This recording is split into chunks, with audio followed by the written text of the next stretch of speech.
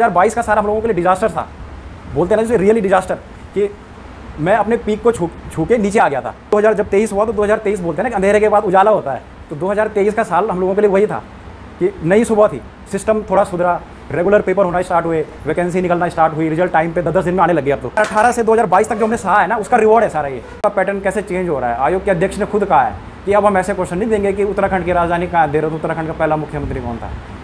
टिहरी से मेरा सिलेक्शन हुआ है पटवारी में 77 मार्क्स से। कभी सोचते थे कि 70 भी पार कर पाएंगे, पर आज 77 लेके आया वहाँ पे। कॉमन बुकें फॉलो करी हैं उत्तराखंड के लिए, परीक्षावाणी और BS नेगी। इसके अलावा टाइम मैनेजमेंट बहुत ज़रूरी है।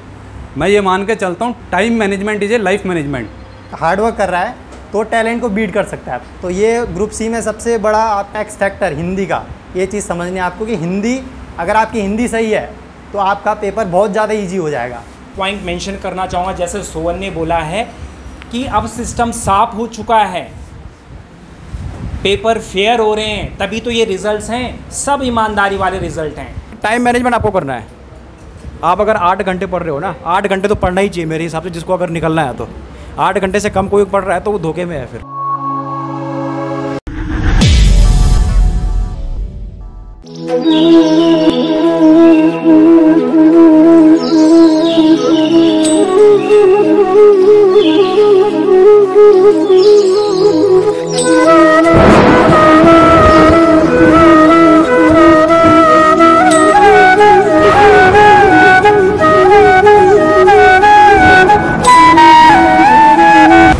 सिलेक्शन क्योंकि वो लड़ा, वो उसने गिव अप नहीं किया।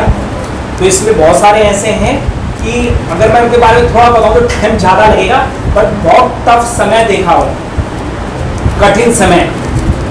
वीडियो पहला एग्जाम जब हुआ तो उसमें सारे धांधली के थ्रू भर्ती कर दी गई। एक आध सोन राणा शॉर्ट सिलेक्शन था। और मुझे याद है शाम को रिजल्ट आया, दूसरे दिन यहाँ पे मॉक पेपर था हमारा शेड्यूल।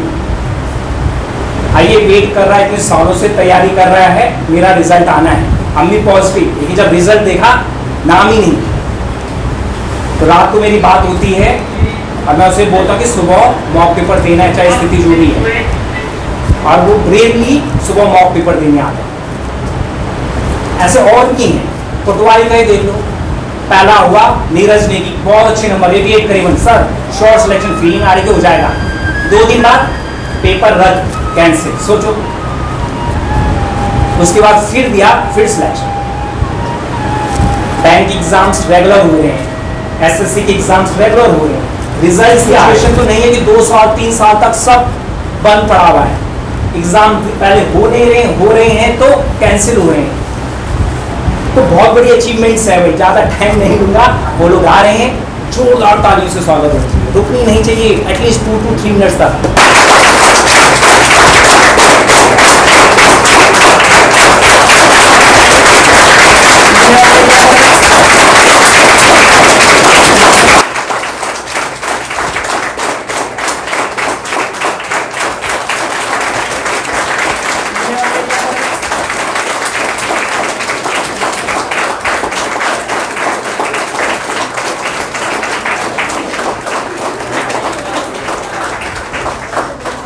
बहुत बढ़िया, कॉन्ग्रेचुलेशन पहले आप सभी को। तो मैं थोड़ा इंट्रोड्यूस करूंगा। आप हैं नीरज नेगी। नीरज नेगी का पटवारी में भी फाइनल सिलेक्शन है, कनिष्ठ राय का भी रिटन एग्जाम क्लियर रहा है, और ग्राम विकास अधिकारी का भी एग्जाम क्लियर है। फिर है हमारे साथ सोन राणा, विकास अधिकारी वाला है, उसमें रैंक 96, am I right? सही हूँ? ठीक है, रैंक 96 रही है। फॉरेस्ट गार्ड में भी इनका सिलेक्शन है, और कनिष्ठ राय का पहला और दूसरा दोनों में, बल्कि एक ज्वाइनिंग जो इनकी कनिष्ठ राय की यही ऋषिकेश में मुनि की रेती में मिली है भाई। ठीक है, बहुत ही मतलब घर के पास। फिर हमारे साथ है रोहित राणा, इनके 4 सिलेक्शन हैं, पटवारी, ग्राम विकास अधिकारी, कनिष्ठ सहायक 1 और कनिष्ठ सहायक 2। ठीक है, चारों सिलेक्शन है भाई, तालियां।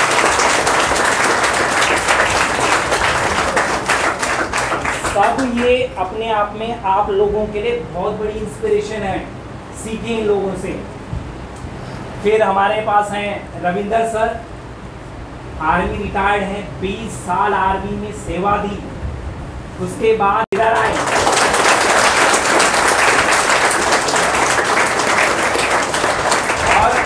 और रिटायरमेंट के बाद भी जब प्रिपरेशन शुरू की तो यहाँ भी बड़ी लड़ाई लड़ी। पहले कोरोना काल से, फिर जो ये नकल माफियों का खेल चला, ठीक है, भर्तियाँ रद्द होती गई उससे, और उसके बावजूद गिव अप नहीं किया। वो जो लड़ने की क्षमता जो सीखी थी, जो नेवर गिविंग अप एटीट्यूड जो सीखा था, वो यहाँ भी जारी रहा। और इनके भी पटवारी में सिलेक्शन है, फॉरेस्ट गार्ड में है, ग्राम विकास अधिकारी में है। अपर पीसेस मेंस इन्होंने दे रखा है और लोअर पीसेस का भी प्री मेंस इन्होंने दिया है।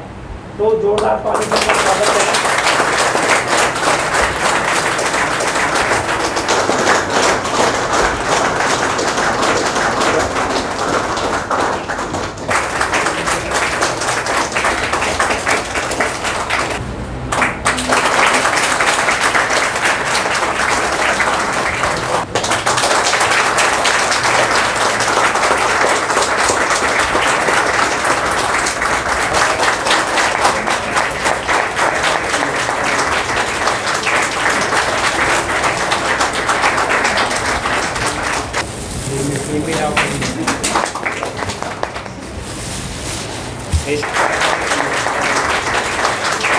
आप लोगों में से कितने बच्चे एक्साइटेड हैं इनका सक्सेस मंत्रा सुनने के लिए?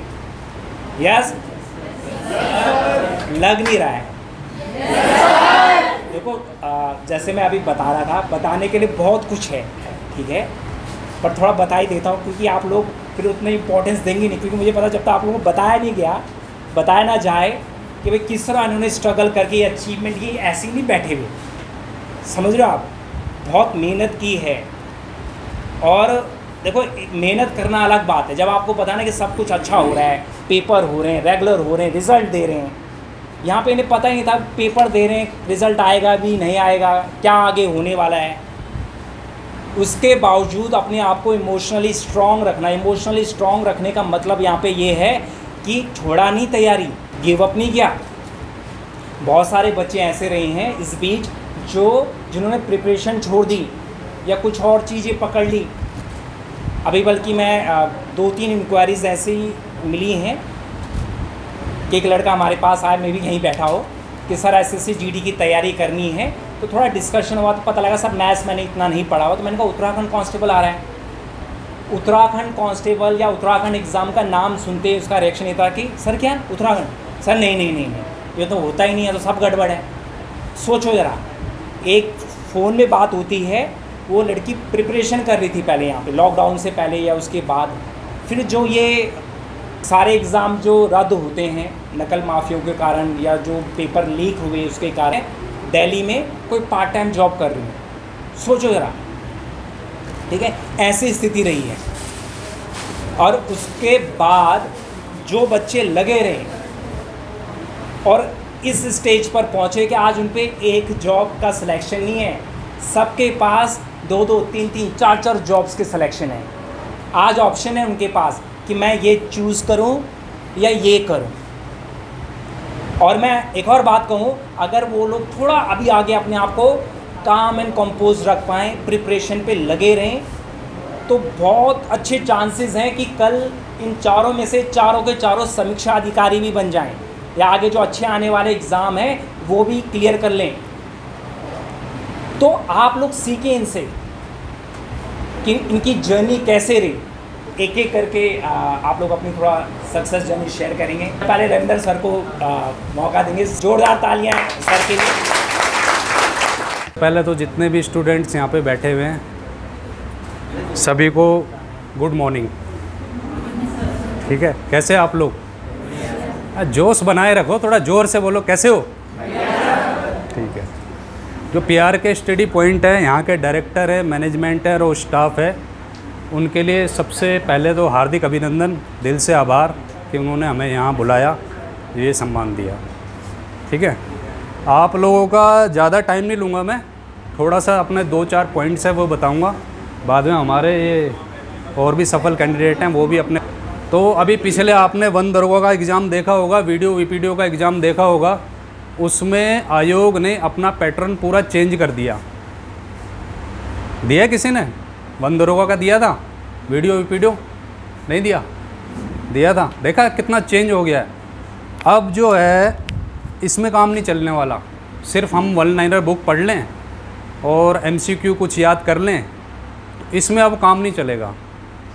तो जब आयोग ने अपना पैटर्न चेंज कर दिया तो आप लोग भी अब धीरे धीरे अपना पैटर्न चेंज करें पढ़ने का। पढ़ना तो है ही, है ना, थोड़ा सा उसको अपना पैटर्न चेंज करें। अब जो है वो कथन कारण वाले क्वेश्चंस पे ज़्यादा आ गया है आयोग, और जो सुमेलित करें पेयरिंग वाले क्वेश्चंस होते हैं, ताकि वो क्वेश्चन क्या है तो ईजी, लेकिन टाइम टेकिंग बहुत है। वीडियो पेपर ख़त्म होने तक मेरे लगभग 10-12 क्वेश्चन ऐसे थे जो मुझे आते थे, लेकिन मैं नहीं कर पाया उन्हें, क्योंकि शुरू से लेकर लास्ट तक वो पेयरिंग जो बनानी है तो आपको पेयर तो पूरा कवर करना पड़ेगा ना, चेक तो करना होगा, है कि नहीं। तो इस वजह से जब आयोग का पैटर्न चेंज हो गया तो आप लोग भी अपनी तैयारी को थोड़ा सा बदलाव करें धीरे धीरे। हाँ, यहाँ पे एक बात और कह रहा हूँ कि देखो आप लोग बैठे हैं, काफ़ी टाइम से बैठे हैं, हो सकता था कईयों को गर्मी वगैरह भी लग रही हो, तो हमने भी गर्मी में ही पढ़ा है या सर्दी में ही पढ़ा है। टेम्परेचर डज नॉट मैटर, अपना पूरा का पूरा फोकस तैयारी पे करें, ठीक है। Deep study concept wise clear करना और उसको करंट अफेयर से जोड़ते हुए, उस चीज़ को करंट अफेयर भी आजकल बहुत इंपॉर्टेंट हो गया है, करंट अफेयर के क्वेश्चन भी घुमा फिरा के आ रहे हैं अब, ठीक है। तो वो करंट अफेयर भी आपने करने हैं। देखो कोई भी कोचिंग सेंटर हो, ऋषिकेश का हो, देहरादून का हो, प्रदेश का हो, भारत का हो, आपको गाइडेंस दे सकता है, डायरेक्शन दे सकता है। पढ़ोगे तो आप खुद ही, जब तक आप घर पे अपनी सेल्फ स्टडी नहीं करते, मिनिमम 1.5-2 घंटा और मैक्सिमम आपकी एफिशिएंसी पे डिपेंड करता है कितना आप देते हो, लेकिन आपको सेल्फ स्टडी करनी ही होगी घर पे। आप यहाँ आ रहे हो बहुत अच्छी बात है, आप कहीं भी जा रहे हो बहुत अच्छी बात है, लेकिन आपको ना कोई भी कोचिंग सेंटर डायरेक्शन दे सकता है, गाइडेंस कर सकता है कि आपको भाई इस डायरेक्शन में जा रहा है। हो सकता है कोई बैंकिंग वाला हो, अब बैंकिंग वाला बंदा अगर GS की डीप स्टडी करेगा तो उसके लिए उसको कोई फ़ायदा नहीं मिलने वाला, ठीक है। ऐसे ही जो उत्तराखंड वन लाइनर वाला हो, अब उत्तराखंड वाला अगर कोई मान लो फिजिक्स केमिस्ट्री वगैरह की बुक पढ़ने लगा और साइंस पे ध्यान दिया तो उसको उसका फ़ायदा नहीं मिलने वाला। इसलिए कोचिंग सेंटर क्या करता है, डायरेक्शन देता है और आप लोगों को गाइड करता है, उसके बाद आपको सेल्फ स्टडी खुद करनी पड़ेगी घर पे। ये तो कंफर्म है, बिना सेल्फ स्टडी के कोई सक्सेस नहीं मिलने वाली। आप सोचो मैंने यहाँ 2-4-5 घंटे लगा लिए, बस आज का दिन हो गया। घर पे चाहे आप मिनिमम 1-1.5 घंटा पढ़ो, लेकिन पढ़ना पड़ेगा आपको, ठीक है। उसके बाद सेल्फ मोटिवेशन और सेल्फ डिसिप्लिन में रहना बहुत ज़रूरी है। अपने आप को मोटिवेट रखो खुद, कोई नहीं आएगा बार बार बोलने के लिए। हम भी आज आए हैं चलो, लेकिन बार बार हम भी आपको मोटिवेट करने नहीं आएंगे, हम भी अपनी ट्रेनिंग पे चले जाएंगे, जॉब में चले जाएंगे। अपने आप को खुद सेल्फ मोटिवेट रखो, ठीक है। सेल्फ डिसिप्लिन रहो, अपना टाइम मैनेजमेंट बना के रखो। टाइम मैनेजमेंट बहुत ज़रूरी है। मैं ये मान के चलता हूँ time management is a life management, ठीक है। मैं ये नहीं कह रहा हूँ कि मेरा बैकग्राउंड आर्मी से है, मैं इसीलिए बोल रहा हूँ। आप चाहे सिविल लाइफ ले लो, जिसका टाइम मैनेज है उसकी लाइफ मैनेज है, और जिसकी टाइम मैनेजमेंट नहीं है उसकी पूरी लाइफ अस्त व्यस्त हो रखी है, सुबह से लेकर शाम तक, दिन से लेकर रात तक। अपना टाइम मैनेज करो, कोई बात नहीं 1-2 दिन लगेगा उसे रीशेड्यूल करने में, लेकिन आप सुबह से लेकर शाम तक, उसमें सोना भी शामिल है आपका, मतलब खेलना कूदना घूमना फिरना सब शामिल है, लेकिन उसको एक मैनेज। 5 महीने में सक्सेस नहीं मिलने वाली। सामने हम बैठे हैं आपके, ये देख लो हम खड़े हैं यहाँ पे। आपको रेगुलरिटी बनाए रखनी पड़ेगी, कंटिन्यूटी बनाए रखनी पड़ेगी, ठीक है। कुछ कैंडिडेट्स ऐसे होते हैं जो सिर्फ एक एग्ज़ाम पे फोकस करके रखते हैं। नवंबर में EO का एग्ज़ाम होने वाला है, अब वो सिर्फ उस पर फोकस करेंगे, उसके रिगार्डिंग अपनी कोचिंग करेंगे। और अगर वो वाला जो एग्ज़ाम है 4-6 महीने पीछे चला गया तो वो स्किप कर देंगे या छोड़ देंगे कोचिंग सेंटर। आपको एक एग्ज़ाम पे फोकस नहीं करना है। आप अपनी तैयारी रखो, रेगुलरिटी बनाए रखो।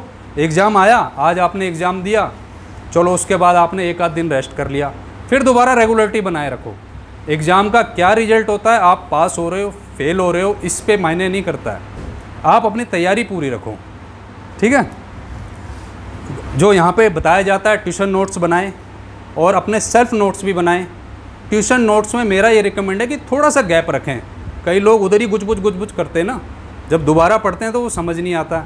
आप लोग उसको थोड़ा सा गैप रखें ताकि जब आपको फ्यूचर में रिवीजन करना हो और उससे रिलेटेड करंट अफेयर हो, उसी के साथ ऐड कर दें उसमें, ठीक है।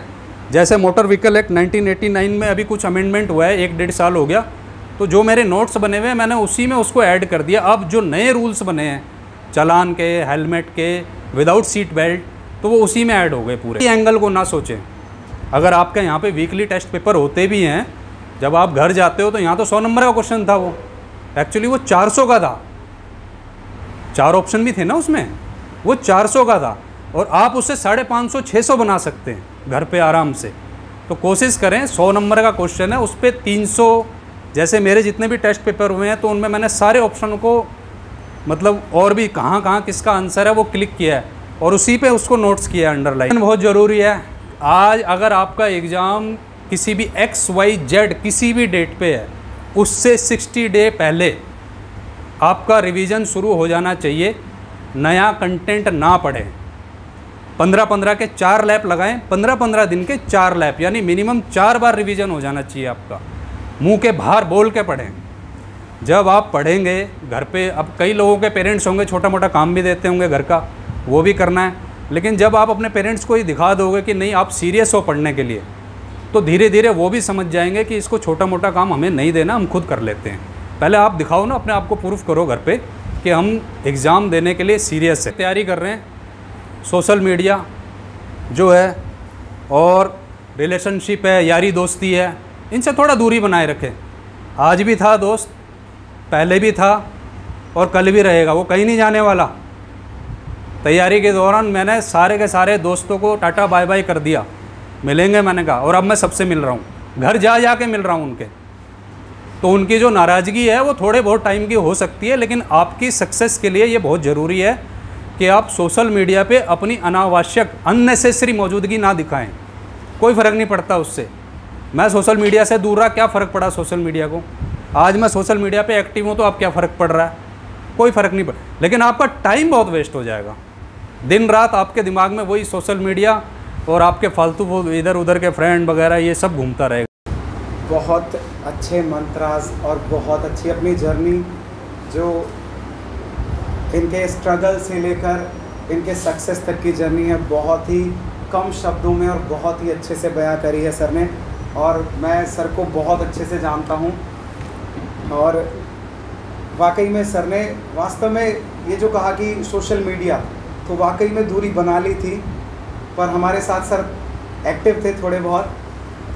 तो अगर आप इन सब मंत्रों को फॉलो करेंगे तो बहुत, मतलब मैं 100% तो किसी का भी नहीं होता, पर मैं कहूँगा कि बहुत ज़्यादा चांसेस हैं इन सब चीज़ों को जो सर ने बताई है उनको फॉलो करके आप एक ना एक दिन ज़रूर सक्सेस हो जाएंगे। मैं आगे नीरज नेगी को बुलाना चाहूँगा कि वो आपके साथ अपने कुछ जो मंत्र हैं वो शेयर करें। पंकज सर का बहुत बहुत धन्यवाद, और सलमान सर का, गोपाल सर का, बीरबल सर का, सौरभ सर का और मैनेजर सर का, है ना। बाकी तो अभी इतने स्टाफ हैं यहाँ पे, बाकी और भी रहे हैं। आशीष सर से भी पढ़ा है, जिनसे भी पढ़ा है, संगीता मैडम से पढ़ा है। तो इन सर का तो योगदान है हमारे उसमें ना। अब ठीक है, बेसिक बनाने में तो इनका ही योगदान है, शायद जो भी हमारे साथ होंगे यहाँ पे, तो बेसिक बनाने में तो इनका ही योगदान है। तो पहले तो सर के लिए, तो सभी सर के लिए ताली बजा दो एक बार।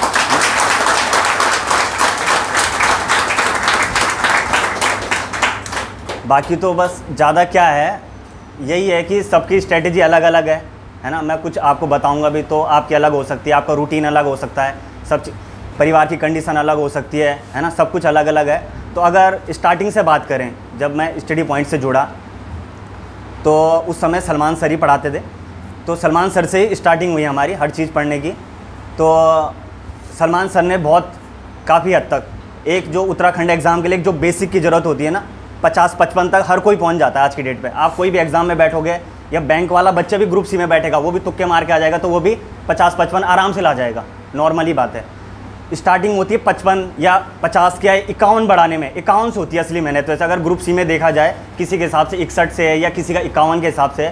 तो सलमान सर ने बेसिक बना के रखा, आपकी परीक्षावाणी हो, GS हो, सब कुछ बना के रखा हुआ है, ठीक है। वो फेज़ भी देखा है जब हम 6-6 बच्चे, है ना सर, 6-6 बच्चे, सर्दियों का टाइम में है, गर्मियों के टाइम पे है, खैर गर्मियों के टाइम पे तो आया जा सकता है, बरसात के टाइम पे, सर्दियों के टाइम पे 6-6 बच्चे देखे गए हैं। तो उस समय भी सर ने बहुत साथ दिया। आज के टाइम पे तो ये है कि आज बारिश नहीं है तो घर ही रुक जाते हैं, कौन जा रहा है यार, आज क्या पढ़ाएंगे सर, वही तो पढ़ाएंगे, तो वहीं से कंटिन्यूटी ऐसी बनी रहती है। बाकी अगर देखा जाए तो उत्तराखंड में टाइम लग जाता है थोड़ा एग्ज़ाम निकालना, देखा होगा हर किसी के 3-3 4-4 साल निकल जाते हैं। तो उसका मेन कारण तो यही है, पहले तो एग्ज़ाम टाइम पे होते नहीं है, जब होते हैं तो फिर उसकी रिज़ल्ट आता नहीं है, रिज़ल्ट आ जाता है फिर उसकी ज्वाइनिंग नहीं होती, तो यहीं पे धीरे धीरे लग जाता है। और अधिकतर बच्चा उत्तराखंड इसलिए ही तैयारी नहीं करना चाहता कि यहाँ पे 3-4 साल लग जाते हैं। अब परिवार की कंडीशन अलग है, हर कोई चाहता है क्या कि हम 1 महीने में या 1 साल के अंदर अंदर निकल जाएँ। अरे 1 साल में कैसे निकल जाओगे यार, 1 साल तो फॉर्म आते हैं, भरते हैं, पेपर होते होते लग जाते हैं। चलो कुछ 5-6 महीने देखा जाए या 2023 का वो देखा जाए तो काफ़ी अच्छे टाइम से हो रहा है पेपर। इस साल शायद 2023 में 6 या 7 महीने तक पेपर होते रहे, तो बच्चा अपनी मेहनत लगा रहा था और उसके हर एग्ज़ाम 6-6, 3-3, 4-4 एग्ज़ाम क्यों निकले, यही कारण था उसका निकलने का। बाकी तो असली मेहनत जो हुई वो लॉकडाउन से हुई। लॉकडाउन में इतनी मेहनत करी, जब लगभग सब ने सोचा कि यार 2020 में अब तो कुछ नहीं होने का, सभी ने सोचा होगा, कोई यहाँ पे भी 12th पास करके आया होगा, ग्रेजुएशन पास करके आया होगा, तो उस समय हम मौज मस्ती में चल रहे थे। तो लॉकडाउन में सोचा कि यार अब तो कुछ वैकेंसी नहीं आएंगे, जैसे माहौल हो गया था कि क्या होगा, वैकेंसियाँ कटने भी लगी थी, है ना, सरकार ने मना कर दिया था कि वैकेंसी भी काट दो।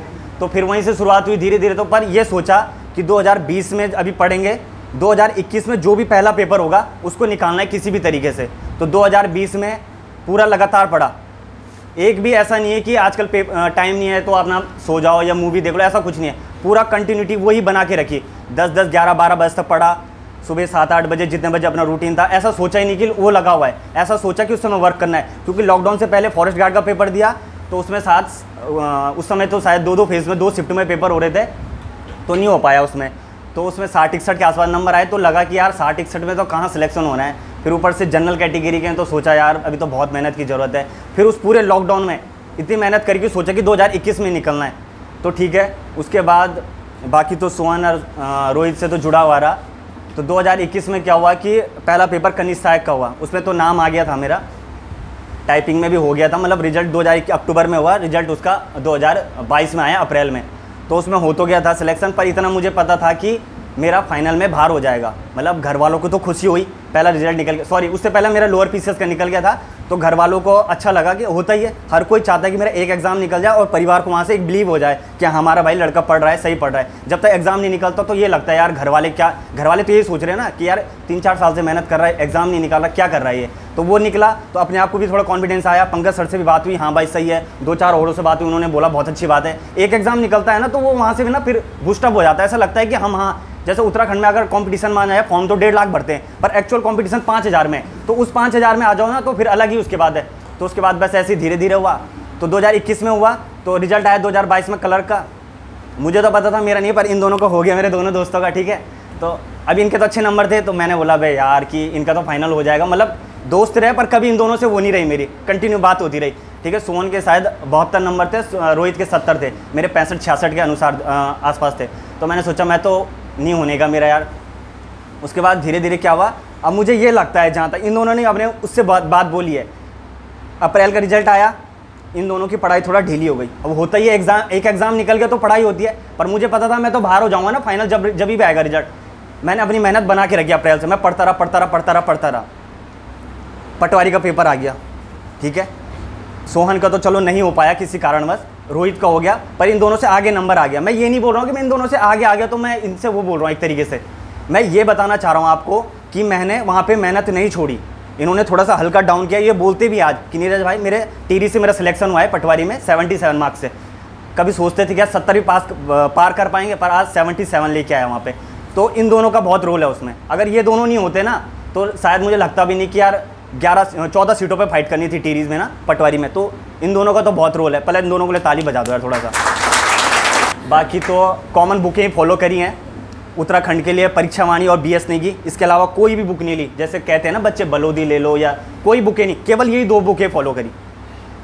GS के लिए लूसेंट करी है केवल, ठीक है। उसके अलावा मैथ रीजनिंग का तो आप लास्ट के जब 15-20 दिन होते हैं तब कर सकते हो आराम से।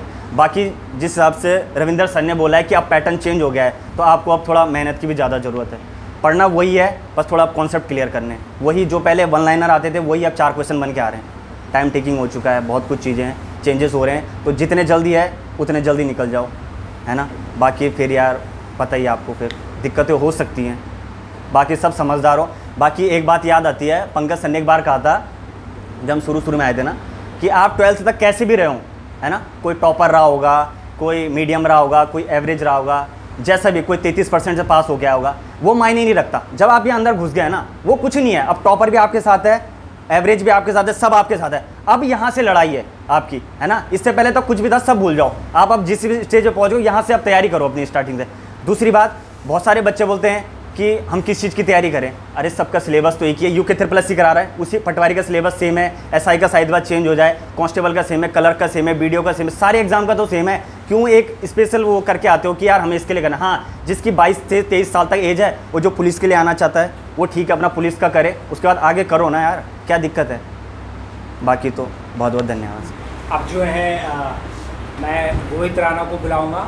जैसे ही मैंने बताया, इनके 4 सिलेक्शन हैं। अरे मतलब जो ये मेन ब्रांच रही है, ये पहले यहाँ पे थी, सबको पता आप लोगों को, तो वहीं से इन्होंने स्टार्ट किया है। और बीच में श्यामपुर ब्रांच में भी रहे हैं। तो श्यामपुर ब्रांच में कभी कभी ये इनको पढ़ाने का भी मौका मिला है ना। तो जब भी इनको पढ़ाने का मौका मिला, इन्होंने बहुत ही डिवोटेड होके मतलब वो रोल भी प्ले किया। और मैं आप लोगों को बताऊं, हमारे गुरुजी हैं, वो बोलते हैं teaching is the best way of learning. आप समझ रहे हो। तो कभी आपको मौका मिलता है तो रोल प्ले करें, नहीं मिलता कोई बात नहीं, अपने दोस्त को पढ़ाएं। आप अपना ग्रुप में ऐसा रोल प्ले कर सकते हैं। और इन्होंने जो है कुछ बच्चों के जो इनके आसपास के थे, इनके फ्रेंड्स या अड़ोस पड़ोस वाले, बहुत ही मिनिमम पैसे लेकर 300 से 400 रुपये लेकर उनको तैयारी कराई। और अभी जो उत्तराखंड कांस्टेबल का जो रिज़ल्ट आया, उसमें कम से कम 10-12 बच्चे उसमें सिलेक्शन हुए इनके पढ़ाए हुए। सोचो कितनी बड़ी बात है, तालियां। तो इनको अपने एग्ज़ाम क्रैक करने का एक्सपीरियंस तो है ही, साथ में सोचो वो जो 9-10 बच्चे, 11-12 बच्चे जो भी रहे हैं, उनको भी हेल्प की और वो उत्तराखंड कांस्टेबल में निकले, लगातार तैयारी कराए उनको, है ना।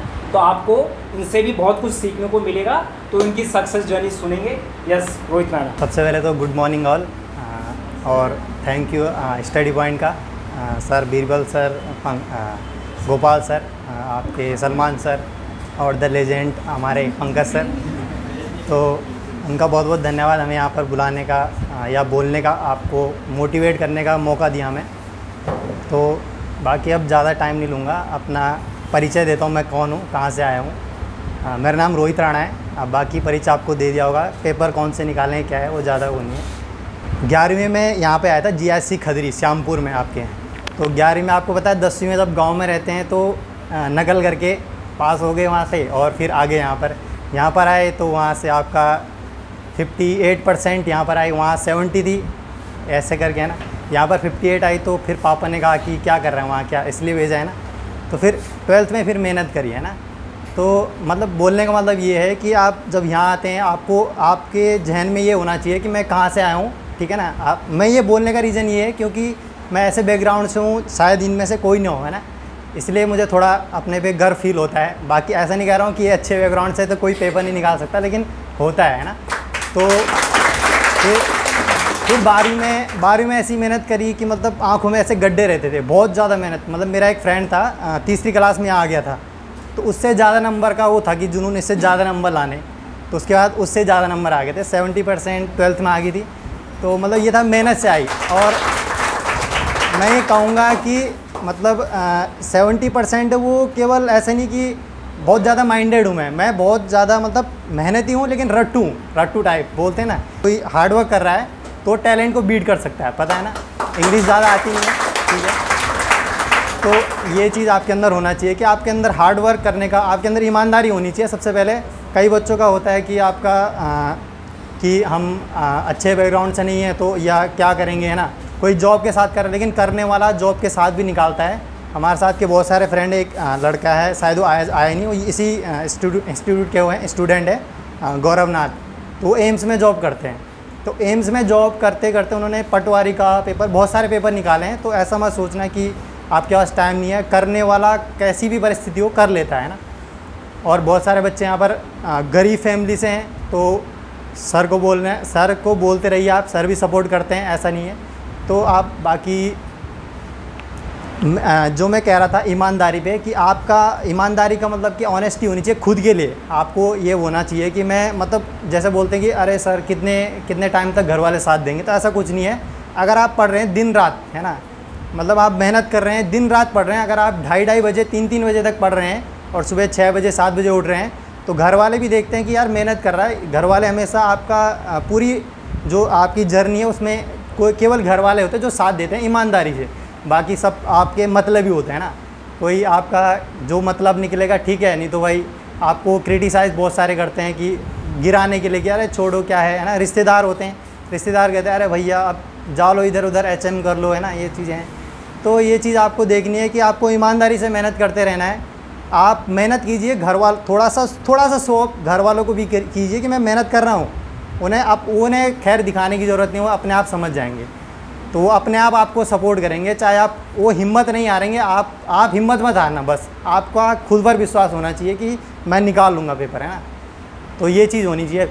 बाकी ऐसा कुछ नहीं है। आपको लगेगा कि यहाँ पर जैसा हम स्पीच दे रहे हैं तो ये बोलेंगे कि हम भाई कुछ भी इम्पॉसिबल नहीं है, तो ये सच में होता है, कुछ भी इम्पॉसिबल नहीं है। बस आपके अंदर वो करने का जज्बा होना चाहिए और पेशेंस सबसे बड़ी चीज़।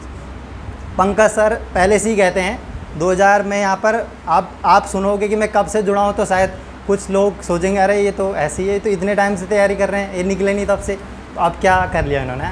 मैं 2015 जून से जुड़ा हूँ स्टडी पॉइंट से। 2015 जून में मेरा, आपको शायद यकीन ना हो, मैंने पूरी होल लाइफ में मतलब 2015 से 2023 तक जो भी उतार चढ़ाव रहे, इसमें 24 पेपर दिए हैं। तो 24 पेपर में बहुत सारे पेपर हैं। SSC की तैयारी करी, गोपाल सर ने पढ़ाया। SSC की CGL की तैयारी करी, बुकें खरीदी मैथ की, रीजनिंग की, उन बुकों को पढ़ा, लेकिन कुछ समझ नहीं आया इंग्लिश का। तो मैंने कहा सर मेरे बस की नहीं इंग्लिश करनी, मैं हिंदी में ठीक है, क्योंकि हिंदी में थोड़ा समझने के लिए ईजी है। हम हिंदी मीडियम से भी है, गाँव से हैं, तो ईजी होता है, आसान होता है।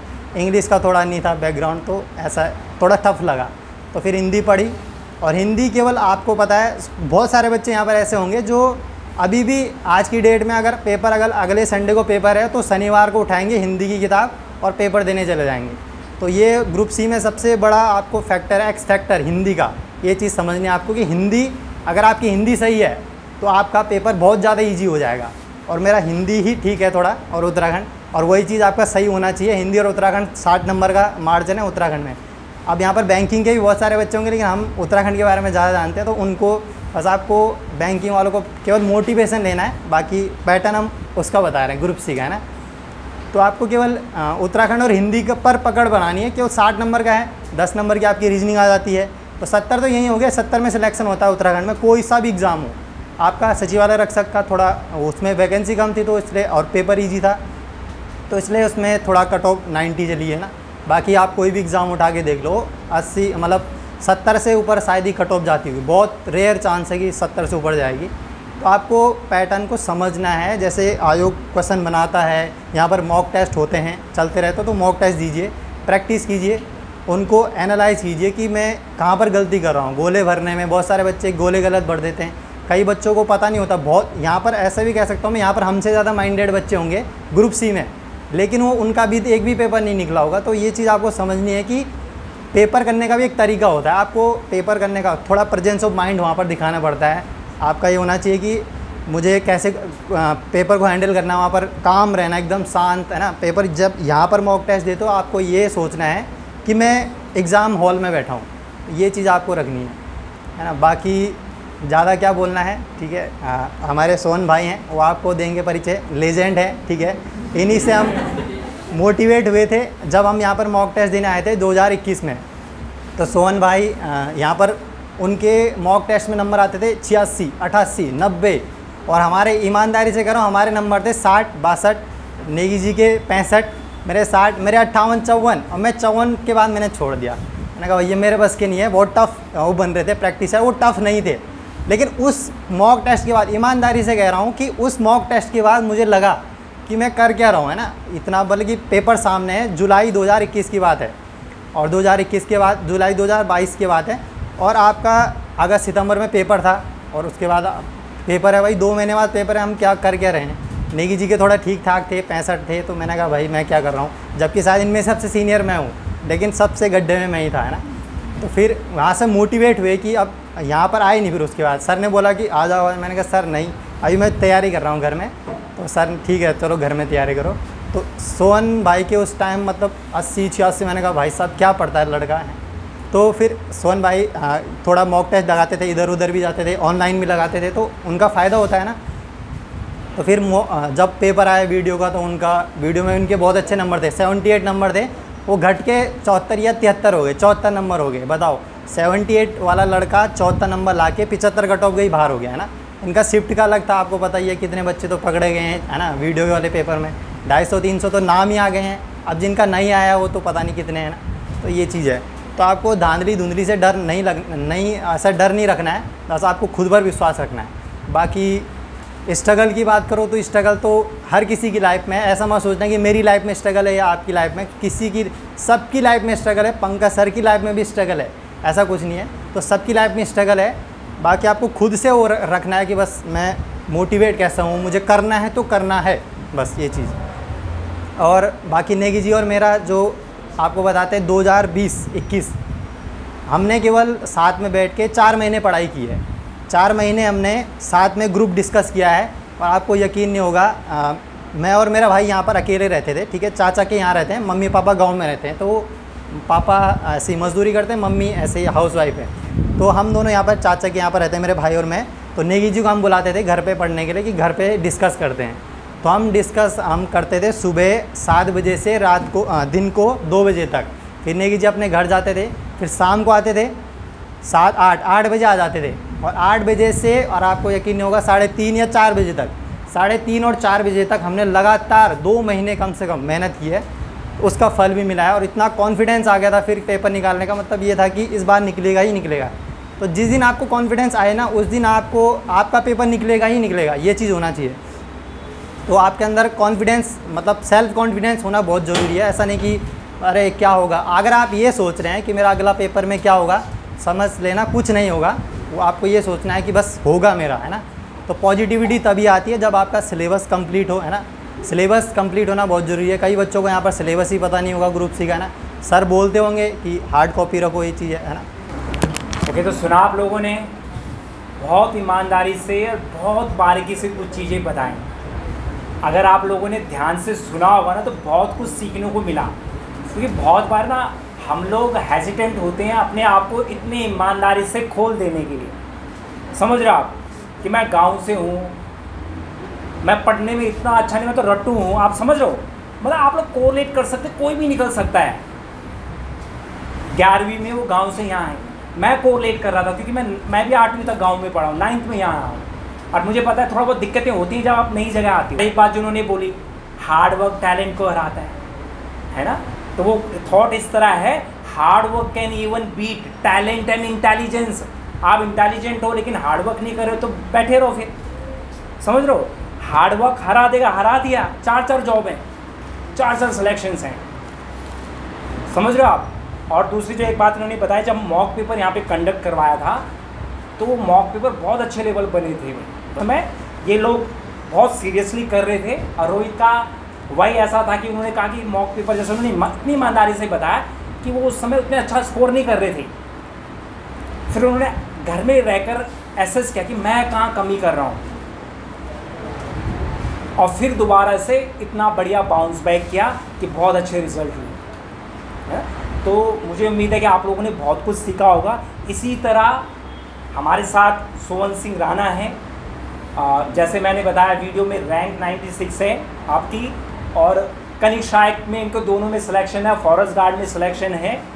और अगेन मैं एक बार फिर रिपीट करूँगा, मुझे इन लोगों से उम्मीद ये भी है कि आगे जो आने वाले एग्ज़ाम हैं ये वो भी क्रैक करेंगे, है ना। तो चारों से उम्मीदें हैं, और मेरी सलाह ये है कि आप लोगों को कॉम्प्लिसेंट नहीं होना है। जो मिल गया बहुत अच्छा है, आगे रुकना नहीं है। धीरे धीरे जैसे भी संभल कर, आप लोग बहुत एक्सपीरियंस्ड है, बस अपनी तैयारी के टच में रहना है ना। तो फाइनली सोहन सिंह राणा आएंगे और वो अपना एक्सपीरियंस शेयर करेंगे। गुड मॉर्निंग एवरीवन, मेरा नाम सोहन है। और कुछ ज़्यादा ही तारीफ़ कर ली इन लोगों ने मेरी, ऐसा कुछ है नहीं वैसे। ये लोग सब मेरे से सीनियर है वैसे देखा जाए तो, क्योंकि मैं सबसे जूनियर हूँ इन लोगों में। तो इन्होंने तो मेरे से जितना सीखा, लेकिन मैंने इनसे बहुत सीखा है। 2018 से मैं तैयारी ग्रुप सी की लाइन में आया हूँ। उससे पहले मेरा एक SSC GD होता है एक एग्ज़ाम, उस पर मेरा फाइनल सिलेक्शन हो गया था, लेकिन मैं तब तक ये था कि मेरा छोटा भाई भी था, वो भी जॉब लग गया था, तो मैंने फिर उसमें ज्वाइन नहीं करा। मेरी मंशा कहीं ना कहीं ये थी कि मैंने कहा यार अपने स्टेट में अपने घर में अगर जॉब मिले तो उससे बढ़िया कुछ नहीं है ना। अपने स्टेट में अगर आप अपने घर में जॉब कर रहे हो तो उससे बढ़िया कुछ नहीं है, खास करके उत्तराखंड जैसे स्टेट में, है ना, जहाँ लोग इतना घूमने आते हैं। तो 2018 से जब हमने तैयारी शुरू की तो उस टाइम हमारे साथ बहुत लोग थे, ऐसी भीड़ थी, इससे भी ज़्यादा थी। 2020 हुआ, 19 हुआ, 20 हुआ, 21 हुआ, सिर्फ केवल हम 3 लोग और 1-2 और हैं हमारे साथ, वो भी खैर उसमें भी 1-2 लड़के कांस्टेबल में निकल गए थे, वो ज्वाइन कर लिया है। 4-5 बचे हम लोग, बाकी सब तितर बितर हो गए थे। और ऐसा भी नहीं है कि जो लोग यहाँ से छोड़ के गए 2 महीने 4 महीने उन्होंने कुछ बहुत बड़ा अचीव कर लिया हो, कुछ नहीं है। ऐसी प्राइवेट सेक्टर में वो जो लोग जॉब कर रहे हैं, खैर वो अपना पॉइंट ऑफ व्यू है। लोग बहुत सुनाते भी थे हमें कि भाई जब नहीं हो पा रहा है तो क्यों लगे हो, कुछ और चीज़ की तैयारी कर लो। हम भी मैथ बैकग्राउंड वाले बच्चे हैं, मतलब मैथ बैकग्राउंड रहा है मेरा ग्रेजुएशन में भी और 12th तक भी PCM में। तो हमें भी लगता था यार कि इस फील्ड में आके हमने गलती कर दी है, कि इससे बढ़िया बैंकिंग में करते हैं। हमारे साथ के लड़के 1 साल बैंकिंग में तैयारी करके और आराम से अपना निकल गए, रेलवे में निकल गए, कोई SSC में निकल गया। खुद मैंने वो जॉब स्किप करी थी इससे चक्कर में कि मैं उत्तराखंड में जॉब करूँगा, लेकिन फ़िलहाल हो नहीं पाया वो सब। लेकिन 2021 का जो साल था उसमें मैं ये मानता हूँ कि जो सबसे पीक लेवल पे मैंने तैयारी करी है ना, जो सब जिसने 100% दिया मतलब अपना, वो 2021 में करा मैंने।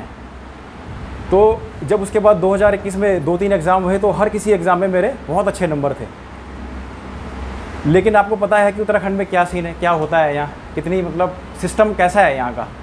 इतने अच्छे नंबर लाने के बावजूद एक सिलेक्शन तो मेरा हो गया था कनिष्ठ सहायक में 2021 में ही, उसके बाद 21 हो गया, 22 हो गया, 23, अभी तक उसकी ज्वाइनिंग नहीं हुई। आप समझ सकते हो ये बात को, 2021 वाला पेपर का अभी तक ज्वाइनिंग नहीं हुई। अब बल्कि 15-20 दिन में हो जाएगी। अब हम लोग जा रहे हैं उसमें, जिसमें मेरे को यही नगर पालिका मुनि की रीति मिला है कनिष्ठ सहायक में। तो सिस्टम ये है यहाँ का। तो यहाँ बोलने का मतलब मेरा ये है कि यहाँ कोई ऐसा आदमी नहीं टिक सकता जो ये सोच के आया है कि मैं 6 महीने करूँगा या 2 महीने करूँगा या 4 महीने करूँगा। तो यहाँ आपको पेशेंस चाहिए बहुत। हालांकि 2023 का साल भी आया, फिर 2022 का साल हम लोगों के लिए डिज़ास्टर था। बोलते हैं ना जैसे रियली डिज़ास्टर, कि मैं अपने पीक को छू के नीचे आ गया था। होता है ना कि जब आदमी को मेहनत करता है तो उसका रिवॉर्ड नहीं मिलता है, तो आदमी को लगता है यार कि क्या फ़ायदा हो रहा कि मैं डिज़र्व करता हूँ उत्तराखंड में टॉप 50 में, टॉप 10 में, और मेरा नाम लिस्ट में भी नहीं आ रहा है। तो फिर आदमी कहीं ना कहीं डिमोटिवेट होता है एक लेवल पे। तो लेकिन उस समय मैं थैंकफुल हूँ पंकज सर का। बहुत वो उस टाइम में लगातार मेरे को जब वीडियो का रिजल्ट आया उसमें बहुत डिसअपॉइंटेड था मैं कि सिलेक्शन नहीं हो पाया, इतने नंबर। जब हम इतने नंबर लाने के बावजूद नहीं कर पाए तो हम क्या एक्सेप्ट कर सकते हैं आगे। तो पंकज सर ने कहीं ना कहीं बहुत सपोर्ट किया उस टाइम और बहुत मोटिवेट करा कि भाई सोहन, मैं जानता हूँ तेरा पोटेंशियल क्या है, तू कर सकता है, तू इसके लिए नहीं बनाया तो इससे बड़ी अच्छी चीज़ के लिए बनाया इसे।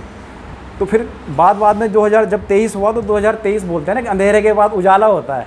तो 2023 का साल हम लोगों के लिए वही था कि नई सुबह थी, सिस्टम थोड़ा सुधरा, रेगुलर पेपर होना स्टार्ट हुए, वैकेंसी निकलना स्टार्ट हुई, रिजल्ट टाइम पे 10-10 दिन में आने लग गए। अब तो देख ही रहे हो आप लोग। तो ये जो 2000 जो हम लोग अब 4-4 सबकी जितने यहाँ पे बैठे सबकी 4-4 5-5 जॉब निकल रखी हैं। तो ये 2018 से लेकर के 2018 से 2022 तक जो हमने सहा है ना, उसका रिवॉर्ड है सारा। ये बोलते हैं ना ये एक के बाद एक। तो लेकिन अगर हम बीच में छोड़ के चले जाते तो तब भी हम कुछ नहीं होते, तब भी हम क्या कर रहे होते। प्राइवेट सेक्टर में क्या है, हम नॉर्मल हमारा ग्रेजुएशन है तो कौन पूछता है नॉर्मल ग्रेजुएशन वाले को। तो ये है कि 2023 में फिर कहीं ना कहीं ये समझ में आ गया था मुझे कि यार अब ज़्यादा इस चीज़ को अपने आप पे हावी नहीं होने देना है। सिस्टम क्योंकि सही हो रहा है तो हम कोशिश करेंगे कि हम अच्छा कर सकें। इसी चक्कर में मेरा पटवारी का एग्ज़ाम नहीं निकला। पटवारी का एग्ज़ाम निकलने का कारण यही था कि मैं 2022 की जो मेरे को फेलियर मिले थे ना, जो ये करप्शन की वजह से, ये धांधली की वजह से, उससे मैं उभर नहीं पा रहा था। क्योंकि ये लोग तो ऐसे थे कि कहीं ना कहीं थोड़ा हमसे नीचे थे, तो इन लोगों ने मेहनत जारी रखी तो सक्सेस पा ली पटवारी में। मेरा कुछ और सीन था, मैं डिमोटिवेट था उस टाइम बहुत का। मैंने कहा यार इतने मेहनत इतना नंबर रहा के नहीं हुआ तो अब क्या ही कर लेंगे हम, है ना। तो फिर पटवारी एग्ज़ाम देने, पटवारी में भी मेरे बहुत कम मार्जिन से रुका है उसमें। हालांकि जो हुआ ठीक हुआ, आगे के एग्ज़ाम तैयारी करने के लिए बहुत अच्छा हुआ है, मैं ये मानता हूँ अपने आप में। लेकिन उसके बाद पटवारी एग्ज़ाम देने के बाद मुझे ये लगा कि मैंने कहा अब इसको ज़्यादा हावी नहीं होने देना है, और उसके बाद बैक टू बैक एग्ज़ाम हुए 3-4 और बैक सब में सक्सेस मिली है, सब में। तो इसके अलावा बाकी जो बातें थी सब लोगों ने बताई दी इन्हें को। लेकिन एक चीज़ मैं इसमें एक्स्ट्रा जोड़ना चाहूँगा कि आप लोग जो भी पढ़ रहे हो ना यहाँ क्लास में, अपने जो कंटेंट है आप लोगों का, बिना प्रैक्टिस सेट के वो 50% है। आप लोग चाहे जितना मर्जी किताबें पढ़ लो, जितना मर्जी किसी के नोट्स पढ़ लो, जब तक आप प्रैक्टिस सेट फेस नहीं करोगे तब तक आप कामयाब हो ही नहीं सकते। खास करके वो आप देख रहे हो आयोग का पैटर्न कैसे चेंज हो रहा है। आयोग के अध्यक्ष ने खुद कहा है कि अब हम ऐसे क्वेश्चन नहीं देंगे कि उत्तराखंड की राजधानी कहाँ है, देहरादून उत्तराखंड का पहला मुख्यमंत्री कौन था। वीडियो का पेपर कितने लोगों ने दिया आप में से यहाँ पे? तो आपने देखा होगा वो 100 नंबर का पेपर नहीं था, वो कम से कम 500 नंबर का पेपर था वो। तो 2 घंटे में 500 क्वेश्चनों से डील करना है आपको, है ना। उसमें रीजनिंग भी है, तो वो आप बिना प्रैक्टिस के कर ही नहीं सकते हो। मैं तो गारंटी दे सकता हूँ आपकी बात की। जब हम 2021 में प्रैक्टिस सेट करते थे ना, तो हम सिर्फ 5-7 लड़के थे जो रेगुलर आते थे, बाकी सब भाग गए थे देख के। जब तक आप प्रॉब्लम्स को फेस ही नहीं करोगे तब तक आपको कहाँ से पता चलेगा कि हमारी किस पोर्शन में कमी रह रही है। और हर पोर्शन आप सही कर नहीं सकते हो, ये गारंटीड है। उत्तराखंड में मेनली 3 पोर्शन होते हैं, एक जीएस का, एक हिंदी का, एक उसका उत्तराखंड हिंदी का, एक जीएस का, एक उसका जो भी है मतलब। तो उसमें आपको 2 पोर्शन ही टाइट करने हैं। आप हर किसी में परफेक्ट नहीं हो सकते हो। मसलन कि मेरा जैसे था, मेरे जीएस और उत्तराखंड बहुत बेहतरीन था, लेकिन मैं हिंदी में हमेशा मात खाता था, क्योंकि हम हिंदी मीडियम से पढ़े हैं। तो मुझे कहीं ना कहीं ये लगता था कि यार ठीक है, हिंदी पढ़ी तो है 12th तक तो हो जाएगा, लेकिन वहीं पे मैं हमेशा मार खा रहा था। मैं हिंदी में, मैं अभी भी इवन कि मेरे 12-13 से ऊपर कभी नंबर नहीं आते हिंदी में। लेकिन ये है कि उत्तराखंड में मैं 40 में से 38, जीएस में 30 में से 25 नंबर खींच लेता हूँ, जीएस रीजनिंग में भी अच्छा कर लेता हूँ। तो आपको ये ध्यान रखना है कि तो प्रैक्टिस सेट पे जोर रखो आप लोग। बिना प्रैक्टिस सेट के हफ्ते में कम से कम 2 प्रैक्टिस सेट तो लगाओ। और प्रैक्टिस सेट में ये कोशिश करनी है कि जहाँ से मिले, एक जगह से प्रैक्टिस सेट नहीं लगाना। यहाँ से मिल रहा है यहाँ भी करो, ऑनलाइन मिल रहा है ऑनलाइन भी करो, जहाँ से जितना कंटेंट मिल रहा है उसको प्रैक्टिस सेट करो। क्योंकि आप किताबें बहुत ज़्यादा नहीं पढ़ सकते हो, इतना टाइम नहीं है आपके पास कि आप 10-10 किताबें पढ़ते रहो। उत्तराखंड की 2 किताबें बहुत हैं, जो नीरज ने बताया भी कि BS नेगी और वो परीक्षावाणी। लेकिन आप उस चीज़ को प्रैक्टिस सेट से कवर कर सकते हो। तो प्रैक्टिस सेट पे बहुत जोर रखो आप। मेरा क्योंकि मेन जो फोकस था मेरे प्रैक्टिस सेट पे ही था, और उस चीज़ का मुझे फ़ायदा भी मिला है। बिना प्रैक्टिस सेट के सब चीज़ अधूरी है ये। तो आप कोई से भी 2 पोर्शन पे ध्यान दो, या तो आप उत्तराखंड और हिंदी पे ध्यान दो, या तो जीएस और उत्तराखंड पे ध्यान दो। तीनों पोर्शन आप कभी एक्सीलेंट कर ही नहीं सकते हो। अपने को मतलब PhD नहीं करनी है, अपने को सिलेक्शन लेना है, बस 70 नंबर लाने हैं किसी भी तरह से बस। और जनरल वाले खासकर जो बॉयज़ हैं वो तो सुन लो आँख खोल करके, भाई तुम लोगों को टॉप 100 में, टॉप 150 में, टॉप 200 में आना है ना। तो वो मेंटेलिटी बनाओ अपनी। हम लोगों को उस टाइम डर लगता था, जब हम लोग देहरादून में भी रहा हूँ मैं, देहरादून में जाके मैंने देखा कंपटीशन किस लेवल पे है। तो मुझे लगता था यार कि एक ही कोचिंग इंस्टीट्यूट से यहाँ 1500 2-2 हज़ार बच्चे निकल रहे हैं, हम टॉप 100 में कैसे निकलेंगे, टॉप 150 में कैसे निकलेंगे। तो ये लगता है उस टाइम। लेकिन अगर आप प्रॉपर वे फॉलो करोगे, एक तो कंटेंट पे जोर रखना है, सही किताबें चूज़ करो, और प्रैक्टिस सेट, बिना प्रैक्टिस सेट कुछ नहीं हो सकता। और ख़ास करके अब जब पैटर्न चेंज कर दिया आयोग ने, एक पेपर में 300-300 400-400 क्वेश्चन देख रहे हैं, तो वो टाइम मैनेजमेंट आप प्रैक्टिस सेट से ही लगा सकते हो। बिना वो टाइम मैनेजमेंट होगा ही नहीं। वीडियो का पेपर आपने देखा होगा 2 घंटे पता नहीं चले कब उड़ गए, क्योंकि वो 100 क्वेश्चन नहीं थे, वो 400-500 क्वेश्चन थे। 400-500 क्वेश्चन को आपको 2 घंटे में डील करना है, तो आपको उस हिसाब से रणनीति भी बनानी पड़ेगी और प्रैक्टिस करनी पड़ेगी। अपने आप को देखना होगा कि मैं कहाँ किस पोर्शन में वीक हूँ। मैं हिंदी में वीक हूँ तो हिंदी में लगा, आपको हिंदी उत्तराखंड में इंटरेस्ट है तो आप हिंदी उत्तराखंड को स्ट्रॉन्ग करो, कोई भी 2 पोर्शन स्ट्रॉन्ग करो। बाकी यही है, और आप लोगों पे ज़्यादा टाइम नहीं है। विदिन 2 से 3 मंथ में आप लोगों के 3 से 4 बैक टू बैक एग्ज़ाम है ना। तो उस पर फोकस रखिए और अपने फ्यूचर के साथ खिलवाड़ मत करो यार, है ना। क्योंकि जीवन क्या दिन दिखा दे फ्यूचर में ना, वो हम कह नहीं सकते हैं, क्या दिन देखने पड़ सकते हैं। हमेशा आदमी में एक जैसा जोश, एक जैसा उत्साह नहीं रहता है। एज के साथ आदमी के उत्साह भी चेंज होते हैं, है ना। वो खुद हम अपने आप पे देख रहे हैं कि जो हम जब 22-23 साल के थे तब पढ़ने का इंटरेस्ट कुछ और था, आज कुछ और है ना। मानसिक स्तर में भी परिवर्तन आता है। तो अभी आप पे टाइम है, अभी आप पे मौका है, इस मौके को जाने मत दो। और कुछ ग्रेजुएशन लेवल की भी निकल रही हैं, 12th लेवल की भी है, कांस्टेबल की भी आएगी, जिसको अपर PCS देखना है वो भी आ रहा है, RO के लिए भी है, उस पर फोकस करो। टाइम वेस्ट मत करो अपना। ये टाइम चला गया ना तो बाद में आप बोलते रह जाओगे कि यार हमारे साथ का वो लड़का था वो निकल गया, आज वो उस पोस्ट पे है, हम यहीं बैठे रह गए। तो आपको अपने पे फोकस करना है। थोड़ा सोशल लाइफ थोड़ा अपनी हटानी पड़ेगी आप लोगों को ना। बिना सोशल लाइफ कम करे ये चीज़ें पॉसिबल नहीं हो सकती हैं। हमारे साथ भी थे बहुत सारे लड़के जो ना बहुत घूमते थे फिरते थे, लेकिन हमको ये बात समझ में आ गई थी उस टाइम पे कि भाई अगर हम भी ऐसे घूमेंगे, ऐसी मौज मस्ती करेंगे तो आज वो वही कर रहे हैं, हम लोग सेलेक्ट हो चुके हैं, हम तो बढ़िया पोस्टों में जाएंगे। जो भी है, मतलब मैं ये नहीं बोलता हम लोगों ने बहुत तीर मार दिया है, पर जो भी है मतलब ना, एक मिडिल क्लास लोग हैं हम सब लोग, तो हम जानते हैं कि भाई एक नौकरी का, एक जॉब का क्या महत्व है। तो टाइम आप पे अभी है, मौका अभी आप पे अभी है, इसके बाद इलेक्शन है, पोस्टें आए ना आए, आपको पता ही है उत्तराखंड के हाल क्या हैं। और सबसे बड़ी बात यह कि इस समय सिस्टम बहुत साफ़ हो चुका है, बहुत सही तरीके से पेपर हो रहे हैं, टाइम टू टाइम हो रहे हैं और फेयर हो रहे हैं, जिसका रिजल्ट आप देख ही रहे हो। हम लोग ऐसे नहीं निकले 4-4, 5-5 एग्ज़ाम में, पेपर फेयर हुए हैं तब जाके हम 4-4, 5-5 एग्ज़ाम में निकले हैं।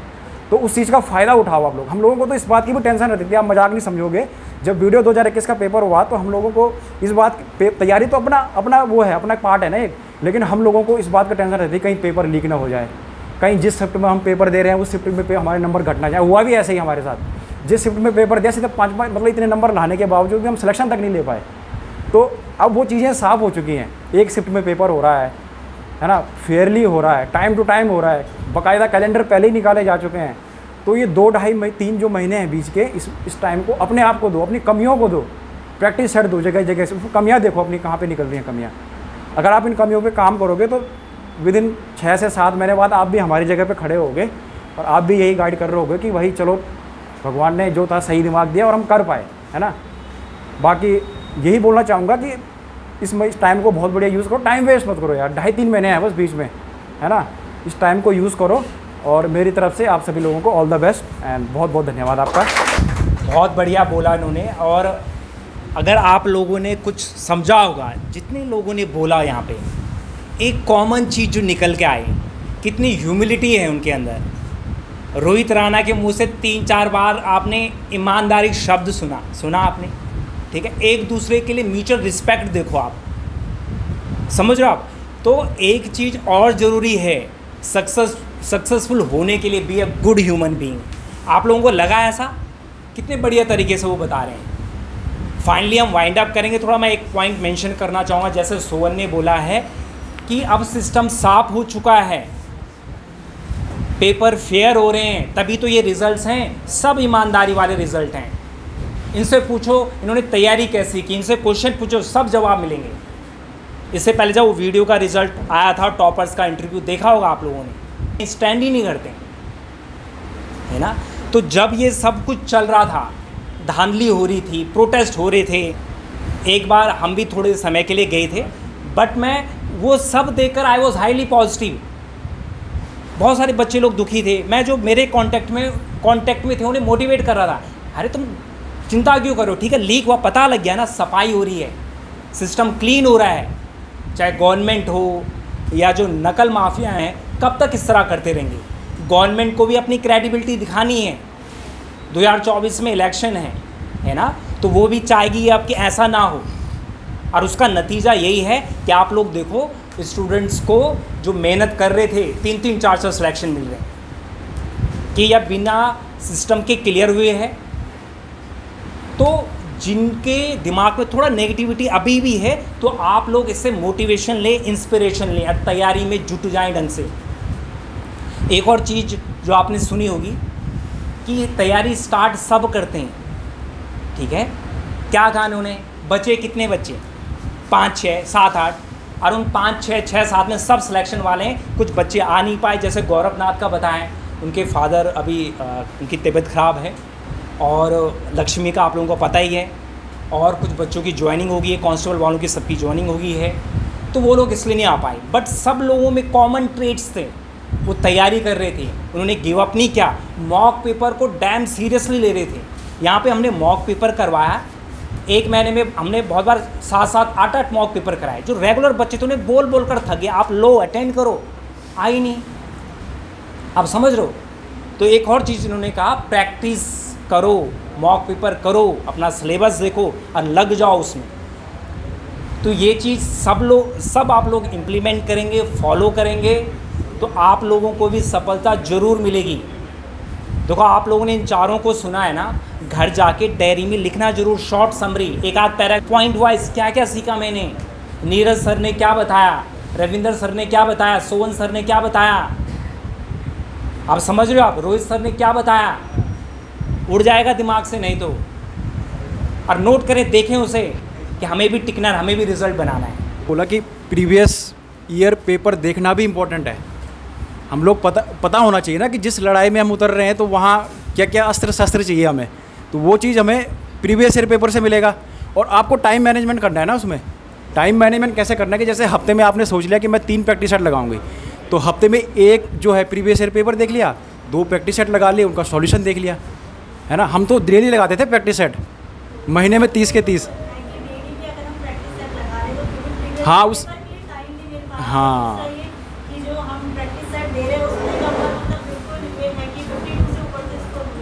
ये सबसे बड़ी दिक्कत है, पता है। उत्तराखंड में 50 तक पहुंचना बहुत आसान है। 50 के बाद, हाँ हम समझ गए आपके क्या बोलना चाहे। हम भी इस फेज से निकले हैं, हम लोगों ने भी 50, 45, 42 से स्टार्ट करा था। तो उस टाइम तो ये मन करता है ना, जब नंबर नहीं आ रहे होते हैं कि यार ऐसा करते हैं, छोड़ देते हैं प्रैक्टिस सेट, फेस नहीं करते हैं।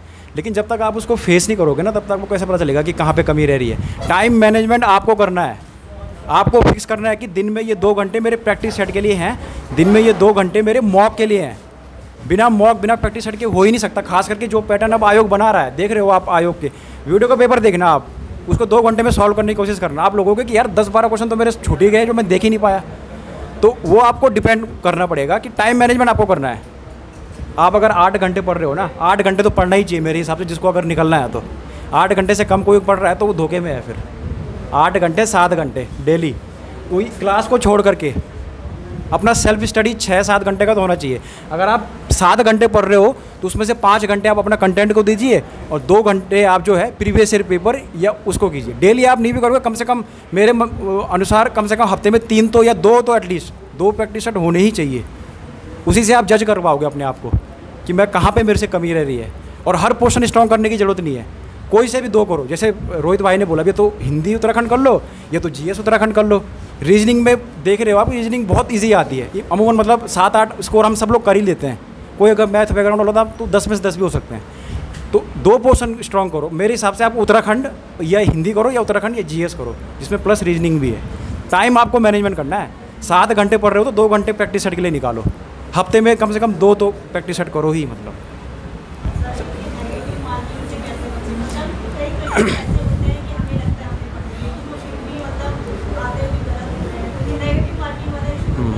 नेगेटिव मार्किंग का ये सीन है, देखो कि जब आप प्रैक्टिस सेट दोगे ना तो आपको अपनी रेंज पता चलेगी।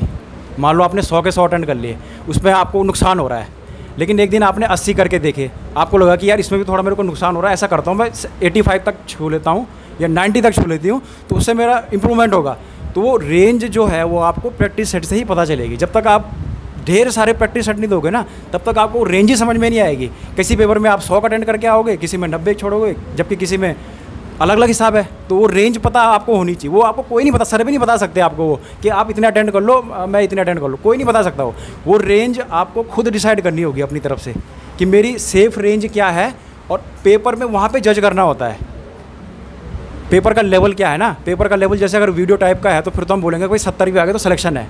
लेकिन वहीं पे पेपर का लेवल अगर जैसे वो सचिवालय रक्षक वाला था, उसका आ गया तो फिर तो उसमें तो 80 में भी श्योर नहीं है।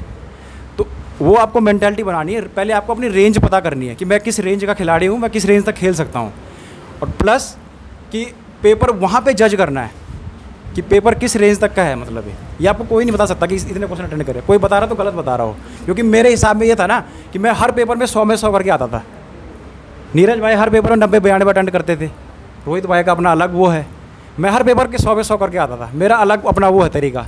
तो मेरे को पता थी मेरी रेंज क्या है कि मैं इतने तक पहुँच जाऊँगा।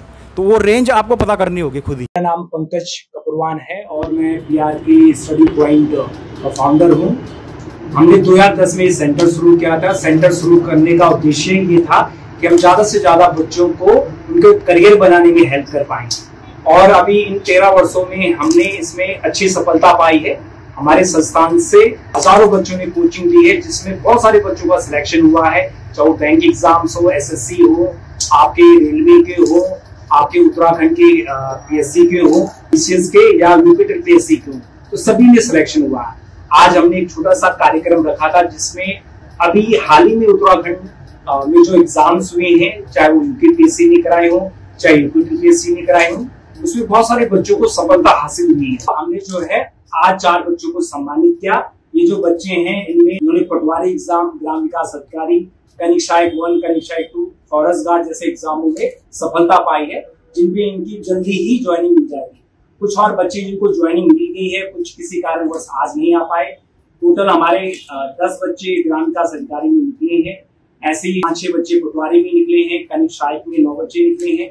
कनिक सहायक का दूसरा वाला जो हुआ उसमें 7 बच्चे निकले हैं। इसी तरह फॉरेस्ट गार्ड में भी निकले हैं।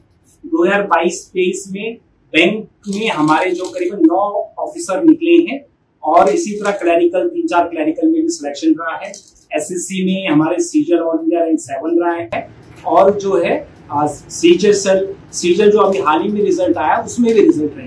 तो हम लोगों का मोटो ही ये है कि हम बच्चों पे पॉजिटिव ऊर्जा स्प्रेड करें। जैसे अभी हाल ही में आपने देखा होगा उत्तराखंड में जो है कोरोना के बाद और कुछ एग्जाम्स रद्द हुए हैं और बच्चों पे बहुत ज्यादा नेगेटिविटी थी, लेकिन अब सिस्टम में बहुत सुधार आया है। बहुत सारे बच्चों का फ्री एंड फेयर तरीके से एग्जाम कराए गए, उनका सिलेक्शन हुआ है। जो भी बच्चों से अभी आप मिली हैं इन्होंने मेहनत कर ये सफलता हासिल की है। तो जो बच्चे तैयारी कर रहे हैं उनको मैं बोलूंगा थोड़ा पेशेंस रखें और तैयारी करते रहें, आप लोगों को भी सफलता जरूर मिलेगी। क्या संदेश देना चाहेंगे सर संस्थान की ओर से कि आने वाले संस्थान में बच्चे जैसे बच्चे डिप्रेशन में आ जाते हैं, प्रेशर डाला जाता है उनके ऊपर, उस बारे में आप क्या कहेंगे? मैं सिंपल एक मैसेज देना चाहता हूँ। जैसे भगवत गीता में बोला गया है कि आप अपना कर्म करते रहें, फल की चिंता ना करें। अभी जब हम रिजल्ट को फोकस होके करते हैं तो हम थोड़ा नर्वस हो जाते हैं, फियर आ जाता है मन में, प्रेशर फील करते हैं। आपका काम है प्रोसेस में ढंग से जुटना, और प्रोसेस है कि मैं प्रिपरेशन अच्छी करूं, मैं मॉक पेपर अच्छे से करूं, मैं पॉजिटिव रहूं। जो नेगेटिविटी हमारे आसपास हो रही है कि केवल नकल के थ्रू ही बच्चों का सिलेक्शन हो रहा है, ऐसा नहीं है। अब आप देखिए जिन भी बच्चों की परीक्षाएं हुई हैं उनमें जो रिजल्ट आए हैं सब बच्चे हुए हैं जिन्होंने मेहनत करके वो सफलता पाई है। तो उनसे आप इंस्पायर हुए और नेगेटिविटी को हटाएं और पॉजिटिव मैसेज लें और अपनी तैयारी में जुट जाएं। मेरा नाम सोहन सिंह राणा है और मैं टिहरी गढ़वाल जिले से बिलोंग करता हूँ। और सर मैंने तो उत्तराखंड एग्जाम की तैयारी करता हूँ। 2018 से सर मैं ये तैयारी कर रहा हूँ PR के स्टडी पॉइंट ऋषिकेश में। और वर्तमान में सर मेरा चयन जो है 4 परीक्षाओं में मेरा चयन हुआ है, जिसमें कनिक सहायक परीक्षा 2020, कनिक सहायक परीक्षा 2022, फॉरेस्ट गार्ड परीक्षा 2022 और ग्राम विकास अधिकारी परीक्षा 2022 में मेरा चयन हुआ है। और फिलहाल सर हम इसमें ज्वाइनिंग की प्रोसेस चल रही है और नेक्स्ट मंथ तक हम इसमें। क्या संदेश देना चाहेंगे बच्चों को आने वाले जो पढ़ाई के प्रति पीछे हो जाते हैं कि नहीं हो पाएगा? संदेश सर मेरा इसमें यही है कि आप अपना पेशेंट बना के रखिए, आपको अपना धैर्य बना के रखना होगा। इस प्रोसेस में बहुत टाइम लगता है, ऐसा नहीं है कि आप 6 महीने या 1 साल में इस परीक्षा की तैयारी करें। इसमें टाइम लगना वाजिब है और टाइम लगता भी है। तो अपने आप पे विश्वास रखिए और अपनी पढ़ाई पे विश्वास रखिए, अपनी मेहनत पे विश्वास रखिए और मेहनत करते जाइए। कितना मानते हैं कि संस्थान का कितना योगदान है? संस्थान का बहुत बड़ा योगदान है सर इसमें। मैंने जो अपना शुरुआती चरण जो है मैंने इसी संस्थान में निकाला है। बेसिक्स हमारे सब यही सीखे हैं। उसके बाद हम प्रैक्टिस सेट भी करते थे यहाँ, तो उसका हमें बहुत फायदा मिला है और अल्टीमेटली बहुत फायदा की तैयारी करी है, जो कि मैंने ऋषिकेश के PR के स्टडी पॉइंट से करी है, जिससे मैं 2-3 साल से जुड़ा हुआ हूँ। और बाकी मेरा हाल फिलहाल में आजकल पटवारी वीडियो और कनिक सहायक में चयन हुआ है और पटवारी में मेरा टीवी से चयन हुआ है और 1 महीने में शायद ज्वाइनिंग हुआ है। किस प्रकार का उत्साह ये है कि एक टाइम पे सोचते थे कि जॉब लगेगी भी कि नहीं लगेगी। आज के टाइम पे ऐसा है कि हाथ में 2-2, 3-3 जॉब है और चूज करने के लिए हो रहा है कि किस में जाना है। मैं पौड़ी गढ़वाल जिले से बिलोंग करता हूँ। मैं 2016 से इस संस्थान से जुड़ा था, PR के स्टडी पॉइंट इंटरनल। तो उसके बाद मैंने तैयारी शुरू की। शुरू में फेलियर बहुत आए थे, लेकिन उसके बाद धीरे धीरे जब मेहनत की तो 3-4 एग्जाम निकले। 4 एग्जाम में सिलेक्शन हुआ है, पटवारी, वीडियो और कनिक सहायक 2020 और कनिक सहायक 2022। उन सब में DV आपका हो चुका है, DV मेरा हो चुका है, लेकिन एक एग्जाम में मैं DV नहीं करवा रहा हूँ, किसी का भला हो जाएगा। तो फिर अब पटवारी में जाने की चॉइस है, उसकी ज्वाइनिंग आने वाली